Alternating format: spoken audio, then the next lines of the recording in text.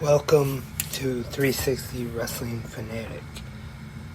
This is definitely not the way I wanted to start the podcast tonight, with just yesterday the loss of the legendary Terry Funk, and then today us pro wrestling fans were saddened to hear the sudden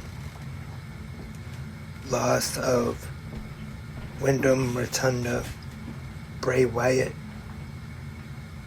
Unfortunately, it was definitely a big surprise to me when I saw it today.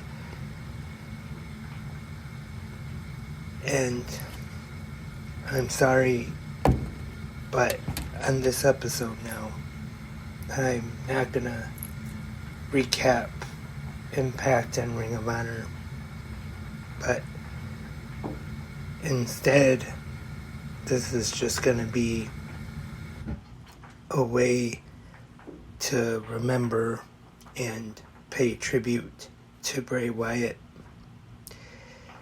and just remember his career in WWE and his life. So this episode of 360 Wrestling Fanatic is dedicated to the memory of William Rotunda Bray Wyatt.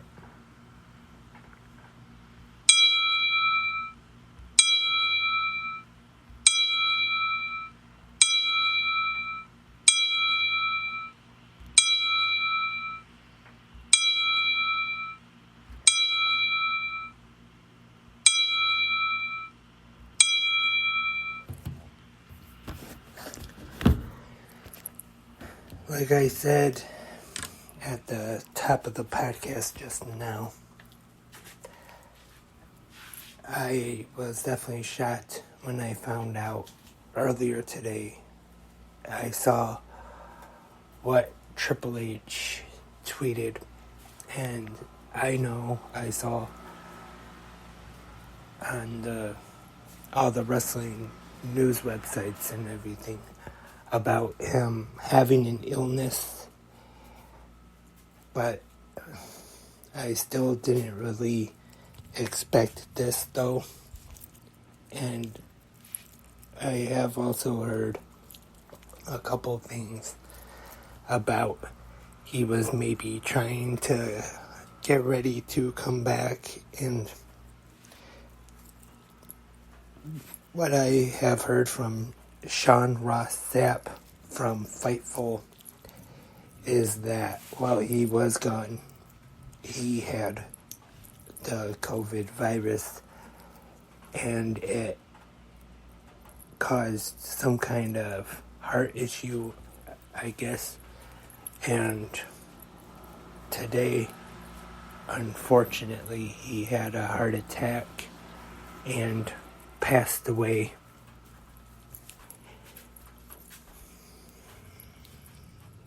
Like I said just a moment ago, Triple H was the first to tweet it out, and he said Mike Rotunda called him and gave him the news.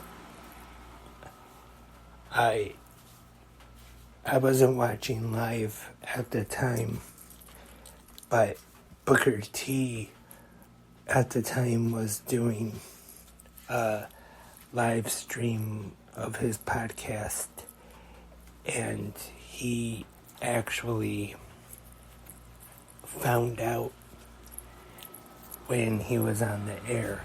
At the time, he was talking about Terry Funk passing away yesterday, and then all of a sudden, I don't remember his name, but Booker T's co-host on his podcast found out why they were live and told him during the show. Obviously upset. He went to break right away.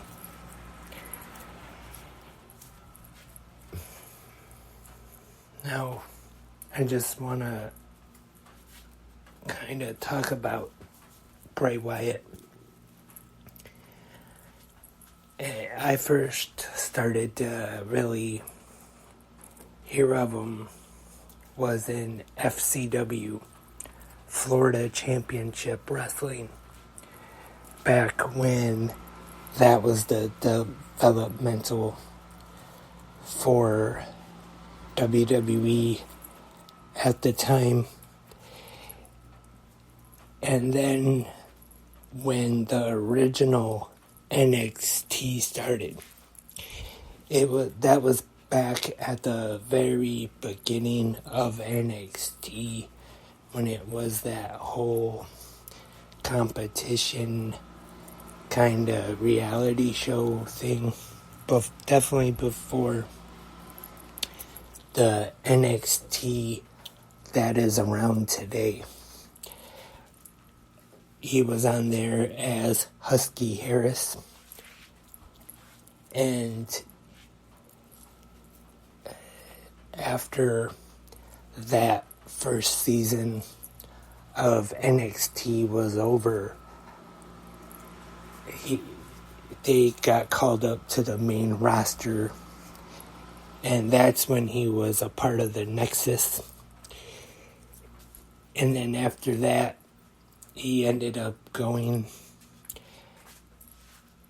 to NXT, and then that's when NXT became more of the developmental, like current NXT is now.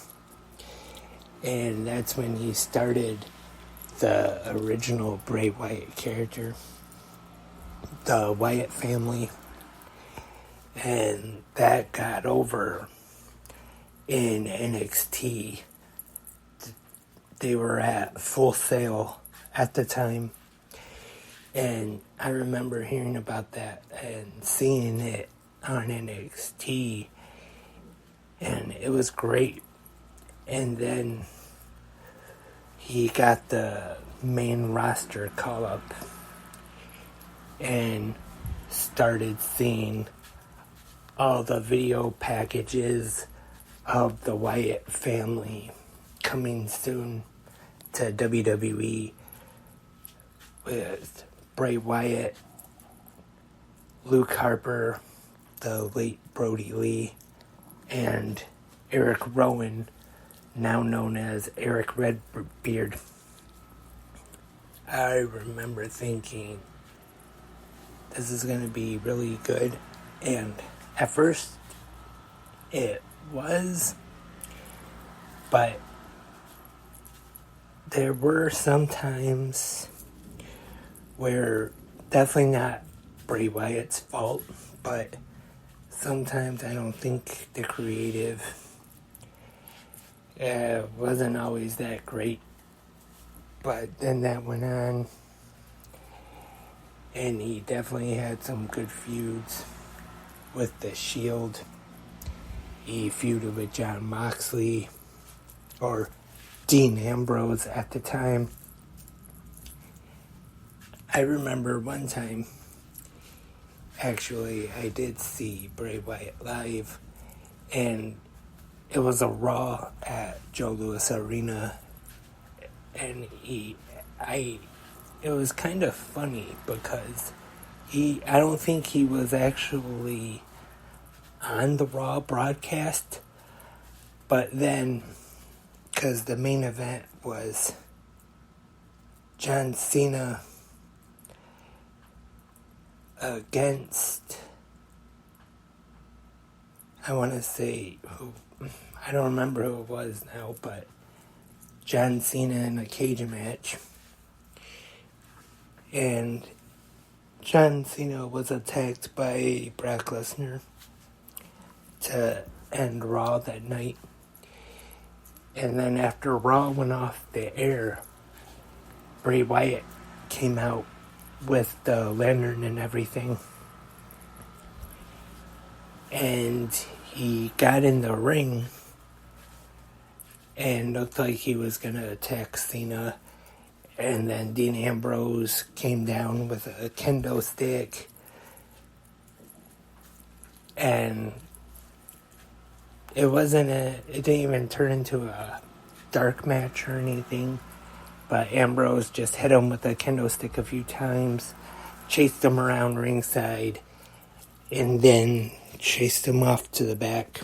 I know that's not really much, but I remember kind of being a little disappointed that didn't get to actually see Bray Wyatt wrestle a match. And I know that's not his fault. I'm sure he just wasn't booked to wrestle on the show. But still would have been better if could have seen him wrestle a match. And he feuded with Cena. He had with The Undertaker, CM Punk, and that first Bray Wyatt character I want to talk about, with the hat, the Hawaiian shirts, the lantern, of course, the rocking chair. That was really great. And of course, with Brody Lee, or Luke, which was Luke Harper at the time, who unfortunately passed away. He was great with Bray Wyatt. Those two worked great together. And then you had Eric Rowan with him as part of the Wyatt family. And then eventually they would add Braun Strowman to the Wyatt family as well.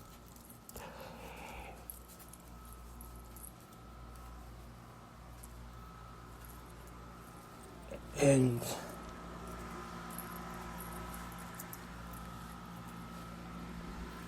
then after a while, I don't know if I would say it really the character got staled, but you could kind of tell that it was time for a change. And then that's when we were introduced to the Fiend. And not only the Fiend, but the Firefly Funhouse version of Bray Wyatt. And WrestleMania 2020, which was I guess you could say kind of famous now anyway, WrestleMania. The first one after the virus started, and they had to do it in an empty performance center. And him and John Cena had the Firefly Funhouse match, which of course was a cinematic match, and it was actually quite entertaining. And he beat Cena, I guess you could say, even though it was the Fiend pinning Cena in the ring. And then it shows the Firefly Funhouse host, Bray Wyatt. He counts the 3. And also, Firefly Funhouse, you gotta bring up the puppets, of course. You had Huskus the Pig Boy, Abby the Witch, Mercy the Buzzard, and Ramblin' Rabbit, who a lot of times was the one that got beat up or even killed sometimes. And you had Abby the Witch, which was reference to Sister Abigail, I'm guessing. And Mercy the Buzzard, of course, Follow the Buzzards. And Huskus the Pig Boy, I'm guessing, was kind of a reference to Husky Harris, I'm guessing, because that was actually at the time, I think, one of the times they sent him down to NXT because of his weight. He was overweight at the time, but then he did lose the weight and get in better shape.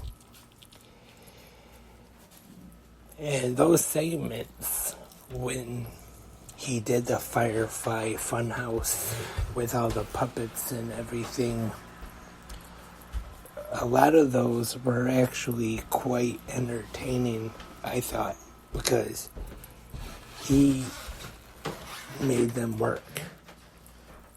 I think if you had anybody else on there and you told them, okay, here's what we're going to do with you. We're going to have you host a kids show with a bunch of puppets.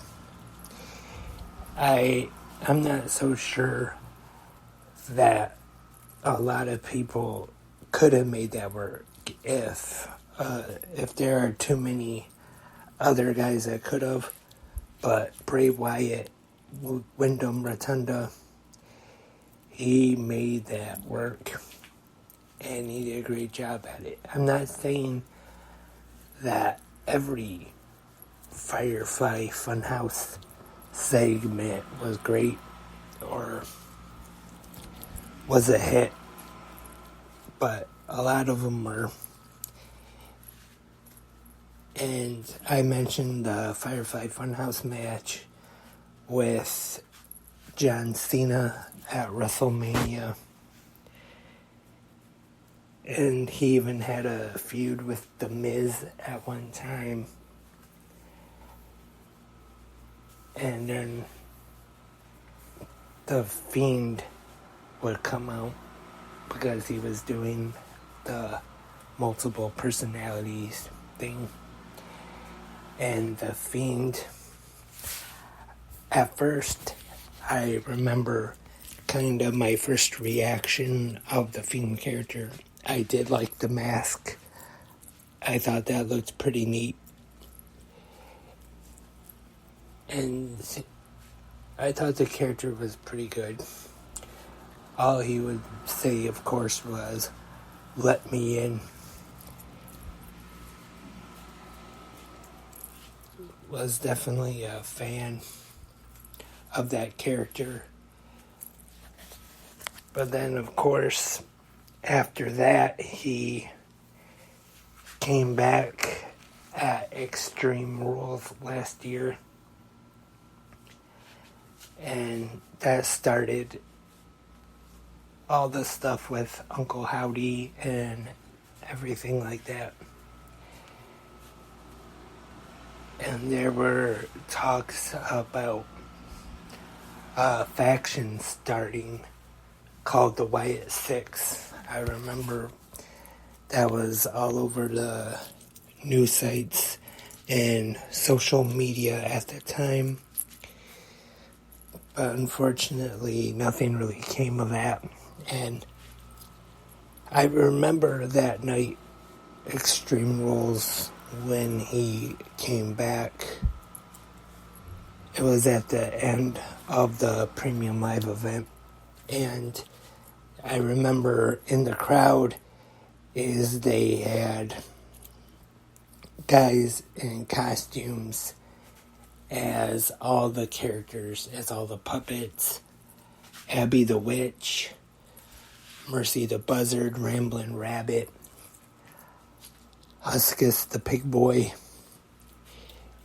And then he came out with a mask, a new mask. And then, like I said, that kind of started everything with Uncle Howdy and Alexa Bliss was involved with that too.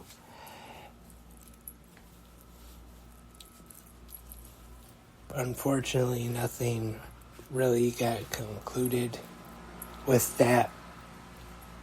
And Bray Wyatt's, I don't know if it was actually his last match. I'll have to think about that, but at the Royal Rumble this year, I think it was the Royal Rumble, wasn't it? Sorry if I'm wrong, but he had the Mountain Dew pitch black match with LA Knight, and definitely not Bray Wyatt's fault. Definitely not LA Knight's fault either. But it wasn't really the best. And like I said, have to credit them though, Bray Wyatt and LA Knight, for trying though. It's just that it was kind of hard to make something like that, like, good with what they were given. Definitely no fault of their own.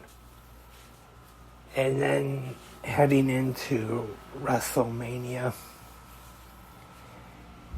it looked like it was going to be him facing Bobby Lashley, which at the time I was kind of surprised that that was the match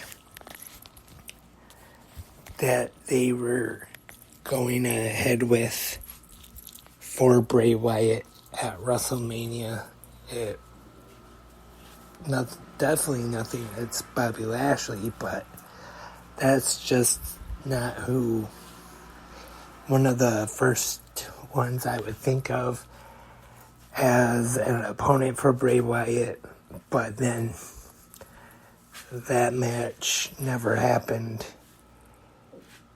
and then he was gone for a while. And just a little while back, it came out in the news that he had an illness, and it said he almost died. And like I said, it didn't really say too much at the time. And it says that he was trying to get in shape to maybe come back. Because even for a while, I saw some reports on some news sites saying, that WWE is coming up with creative ideas for return of Bray Wyatt and things like that, or he's coming back soon, or he would make a tweet or something like that, and they would say Bray Wyatt teasing a comeback. But unfortunately that did not happen. And then today I saw the news of his unfortunate passing. Triple H putting out the tweet, like I said earlier, his father, Mike Rotunda, also known as IRS Irwin or Shyster, and Michael Wall Street, called Triple H to tell him the news. Also, his grandfather, Blackjack Mulligan, and his brother, Bo Dallas, of course, all in the business. His wife, JoJo, at one time ring announcer in WWE, and they have kids, which is very sad. I know they're young. Definitely want to send out thoughts and prayers to JoJo and their kids and all of Bray Wyatt's family. You will definitely be missed, and I know that a lot of people always say this when someone passes away, but it's true though, gone too soon. Only 36 years old, younger than I am. It's just very sad, and it is too bad that he still had definitely what could have been a bright career ahead of him in WWE. And not only that, but life. Like I said, he married to JoJo, had kids.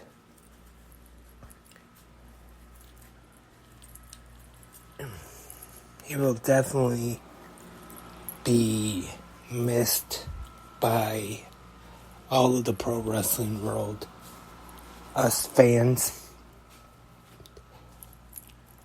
I know I'm definitely not no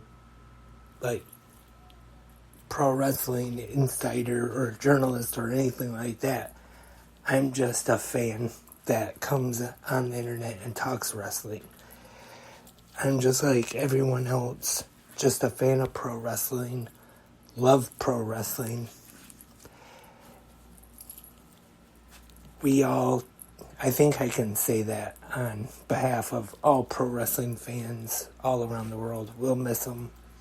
I'm sure everyone that he worked with in the business, not just the wrestlers, but all the referees, the announcers, everyone behind the scenes will definitely miss him.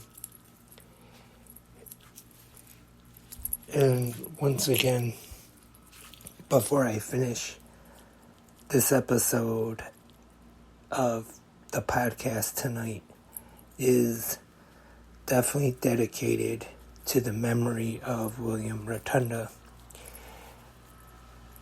And again, I'm sorry that usually on Thursday nights I talk about Impact and Ring of Honor, but after today, I just don't feel like talking about it and recapping shows right now. Again, sorry. Hope everyone understands.